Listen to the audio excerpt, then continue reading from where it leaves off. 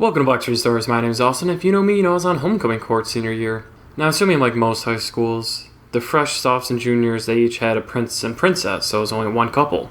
And the senior class had maybe 5 people, and it was me and a girl who we'll call Elle for this story, and we weren't like a couple. There was my best friend and his girlfriend, and a few other more popular groups. And the only reason why I got on it was I was nominated by my best friend's girlfriend and her group of friends.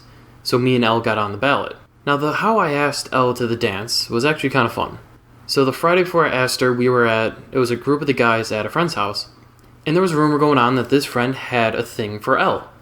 So in front of everyone, near the end, I asked him, like, hey, do you like Elle? He said no.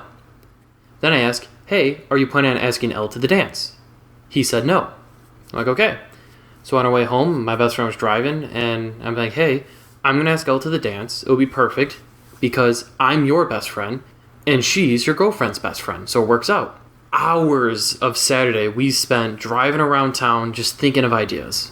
Granted, most of the time we were just kind of like effing around, we weren't really doing too much, but we knew that Elle and girlfriend were at Elle's place, and they were going to eventually walk to girlfriend's place because they didn't live too far away. So we somehow got the idea to get a bunch of pieces of paper, draw a bunch of arrows on them, and essentially lead them from Elle's to girlfriend's place. So outside Elle's place, we put a piece of paper that said something along the lines of, your journey starts here, or your happiness starts here, something along like that line. And so it was me and my best friend driving his truck like 50 feet forward, we place a few arrows, get back in his truck, drive a little bit forward, place some more arrows, all the way to girlfriend's house.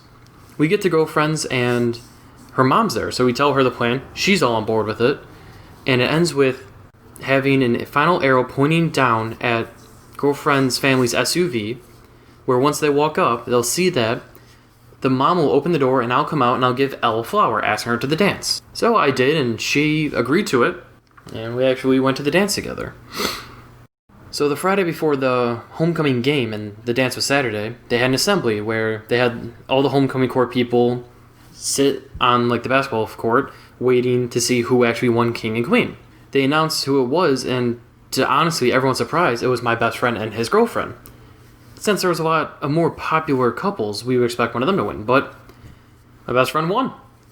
And I learned a little later that me and Elle only lost by 2 votes. We got second place. Then we had the football game, which we lost because we were going against the team that we'd never beaten, and the only reason we're playing them for homecoming is because our athletic director, during her final year, made the schedule and decided, hey, I'm going to have our team go against the team we never beat. Screw you.